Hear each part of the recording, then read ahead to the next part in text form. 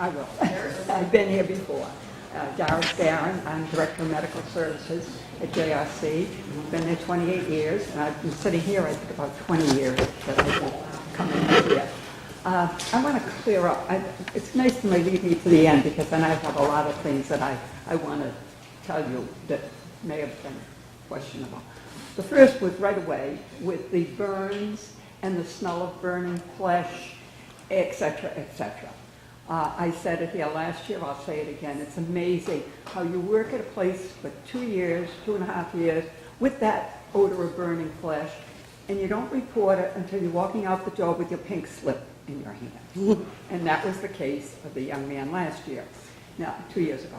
This year, it's a woman here who worked with Franny and gave us all these tales of horror that happened with him. And it's not until 2 years later that we're hearing about it. We are mandated reporters. When we go there, we sign that we are a mandated reporter for abuse. But apparently that doesn't work until you leave. So I just wanted to clear up those things. The burns that happened, or the burns that supposedly happened back in '07, and I'll agree it was a horrendous episode, were never diagnosed as burns. I would like the person who said they were burns, that we have records, to produce the hospital records that said they were burns. There were no burns. DPPC investigated it. It was 2 to 3 months of an investigation, and they ended up with no burns. So they keep bringing this up, the burns, the smell of flesh. When is it going to die? I mean, they've asked us for documentation. Let's get some documentation on the other side.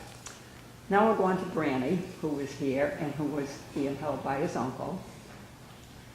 Branny does not only hit himself in the face, Branny pinches, but probably as bad as that is, his ruminating was a major, major problem.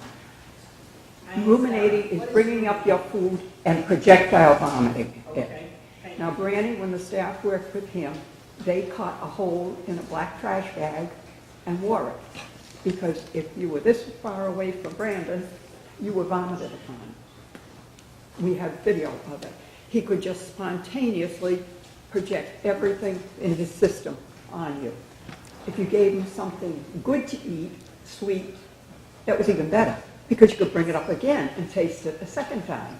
So you had to watch out what you did with Branny as far as food. So that was one of the things. He went into Children's Hospital. He stayed in Children's Hospital for an undetermined length of time. They sent him back to us and said, we can't do anything about it. They could not stop it. He has some erosions in his esophagus. He's on Prilosec for the erosions. So that was that item, which holding him did not help. I mean, it might prevent him from smashing his face, but it didn't help all over everyone. Sorry if I'm too graphic. Then there was the biting of his tongue. He chewed off about a third of his tongue. Now, it didn't make any difference whether we held him or not. He still could chew his tongue. He chewed right through the outside of his cheek. He'd go like that, and his fluids would come out of his cheek. So I'll grant you, positive programming might be wonderful, but there had to be something else to stop this. This was life-threatening. He went down to 60 pounds. He was a rail. He has tuberous sclerosis. He has tumors in his skull, in his head, on his brain. If he turned around, you could see that he had a big one on the back of his head. He has them in his kidneys. He probably has them other places. So if we're talking cerebral, something's going on, maybe it is, but they're inoperable. So we just keep watching him.